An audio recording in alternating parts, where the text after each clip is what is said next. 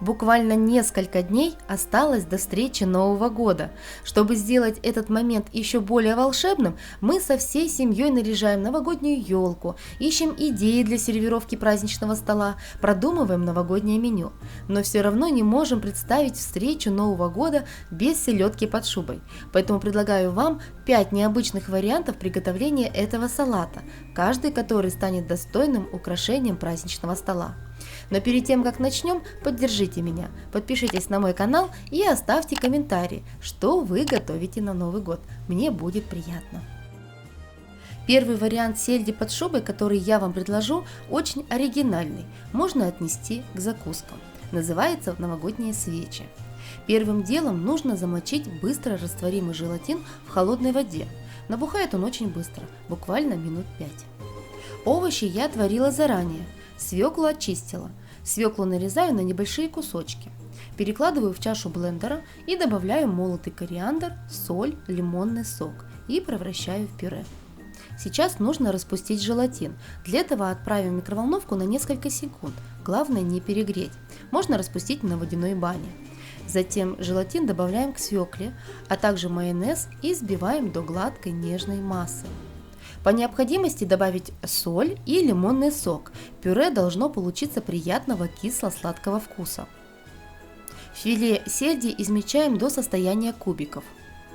Из 6 кусочков бородинского хлеба вырезать круглые заготовки. У меня диаметр 6 см.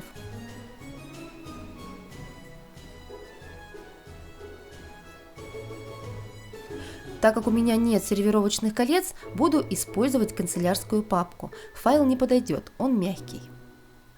Затем обворачиваем хлебную заготовку и скрепляем степлером.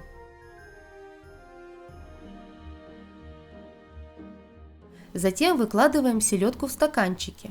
Поверх селедки свекольный мусс. Распределяем по поверхности и с боков. Можно селедку положить только на середину, но мне нравится, когда по всему диаметру. Накрываем пищевой пленкой, чтобы свекла не заветрилась, и убираем в холодильник. Схватывается быстро. Свечи застыли, убираем пленку. Каждую свечу сжимаем, чтобы файл отошел от мусса. Затем движениями вверх вытаскиваем нашу свечу. Она хорошо выходит. Украшаем лимоном и петрушкой. Такая закуска получается нежной, в меру соленой, а бородинский хлеб только подчеркивает вкус сельди. Попробуйте. Да, кстати, не забываем промазать смесью сока лимона и растительного масла, для того, чтобы наша закуска в новогоднюю ночь выглядела красивой. Совет: если готовите за день до торжества, кольца снимайте перед подачей на стол. Второй вариант селедки под шубой в виде клубнички. Тут все предельно просто. Натираем свеклу на мелкой терке. Также на мелкой терке натираем картофель. Смешиваем в миске, добавляем соль и хорошо перемешиваем, чтобы картофель равномерно окрасился в цвет свеклы. Из свекольно-картофельного пюре формируем лепешку небольшого размера. Затем немного селедки и укропчика. Края соединяю и влажными руками придаю форму клубнички. Можно сразу укладывать на сервировочное блюдо. Основание украсить петрушкой. Лимонный сок смешать с растительным маслом и каждую клубничку смазать для того, чтобы в холодильнике поверхность не заветрилась. Сверху посыпать жареным кунжутом. Хочу вам предложить сельдь под шубой в новом исполнении под названием селедочный чизкейк. Такой вариант рецепта мне понравился из-за четкой ровной формы и красивого среза. Для этого варианта нужно будет разъемное кольцо. У меня в диаметре 21 см в сжатом виде, и сразу нужно будет подготовить блюдо. Кольцо обматываем пищевой пленкой или смазываем растительным маслом. Также можно использовать файл, разрезать и вставить по форме. Первым слоем выкладываю картофель, натертый на крупной терке. Знаю, что многие первым слоем выкладывают селедку. По мне не очень удобно. Когда нужно переложить на тарелку, селедка остается на блюде. Разравниваем по поверхности, сверху небольшой слой майонеза. Затем слой селедки, нарезанной кубиками. Снова слой майонеза. Затем яйца, тоже нарезанные кубиками. И снова майонез. Майонез и соль регулируйте по своему вкусу. Затем слой моркови, натертый на крупной терке. Слой майонеза распределяем по поверхности моркови. Затем убираем в холодильник. Смешиваем быстро растворимый желатин с водой и оставляем набухать на 5 минут. Нарезанную на небольшие кусочки свеклу измельчаем блендером. Для вкуса добавим молотый кориандр, соль и лимонный сок. Добавим распустившийся желатин и творожный сыр. И снова пройдемся блендером.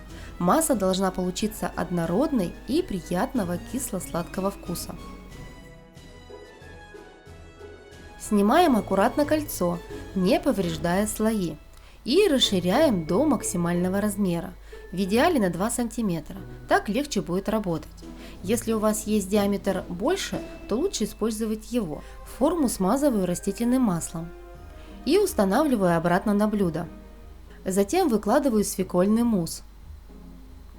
Тонкой лопаткой утрамбовываем края, для того, чтобы максимально закрыть бока. Поверхность обязательно выровнять, иначе схватится так, как вы оставите. Убираем в холодильник на пару часов. Когда селедочный чизкейк схватился, не торопимся его доставать. Нужно тонкой лопаткой или ножом пройтись по краю формы. Из украшений у меня будет только зеленый лук, нарезанный по диагонали. А вот еще один необычный рецепт селедки под шубой, под названием сельдь под шубой по-новому. Слабосоленую рыбку нарезаем на кубики. Зеленый лук измельчаем. Плавленые сырки натираем на мелкой терке. Чтобы легче было их натирать, можно их отправить в морозилку на 20 минут. Если смазать растительным маслом терку, то этот лайфхак с плавленным сыром не работает. Смешиваем быстро растворимый желатин с холодной водой и оставляем набухать на 5 минут. Набухший желатин распускаем в микроволновке до жидкого состояния. Обычно хватает 10-15 секунд. Главное не доводить до кипения, иначе ничего не получится. По 2 столовых ложки добавляем свеклу и морковь.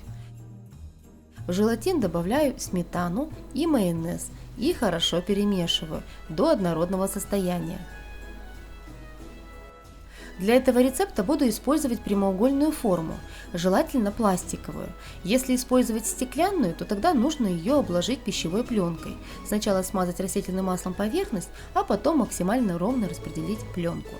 Первым слоем выкладываю рыбку, в просветы укладываю зеленый лук, затем добавляю заливку. Следующим слоем идут натертые на мелкой терке яйца. Каждый слой утрамбовываем, чтобы все слои были плотными. Затем плавленый сыр и снова заливка. Потом распределяю селедку и покрываю на мелкой терке морковью. И последний слой свеклы, натертой на мелкой терке, смешанная с остатками заливки. Хорошо уплотняем и немного присаливаем. Убираем в холодильник на пару часов. Салат готов. Теперь нужно его переложить на сервировочное блюдо. Опускаем в горячую воду на 3 минутки. Если необходимо, то можно поддеть ножом. Переворачиваем на блюдо. Здесь даже украшать не нужно. Салат сам по себе выходит красивым. Сочетание сельди и семги через яично-сырную прослойку неповторимо. Очень вкусно. Попробуйте. И последний мой любимый вариант селедки под шубой в виде рулета.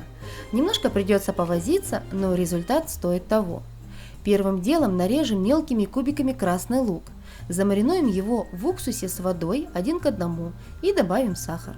Оставить на 15 минут. Очень важно, натертую на мелкой терке свеклу нужно очень хорошо отжать. Сока получается очень много. В натертые на крупной терке картофель и морковь добавляю майонез, так легче будет их распределять по поверхности. Мне нравится, когда овощи натерты крупно, так вкус более ярче. В яичные белки тоже добавляю майонез. Уксусную воду сливаю с лука и смешиваю с селедкой. Доску оптимального размера накрываю пищевой пленкой. Первым слоем выкладываю свеклу толщиной примерно 5 мм. Затем слой морковной смеси, чуть меньше слоя со свеклой, особенно по большей стороне.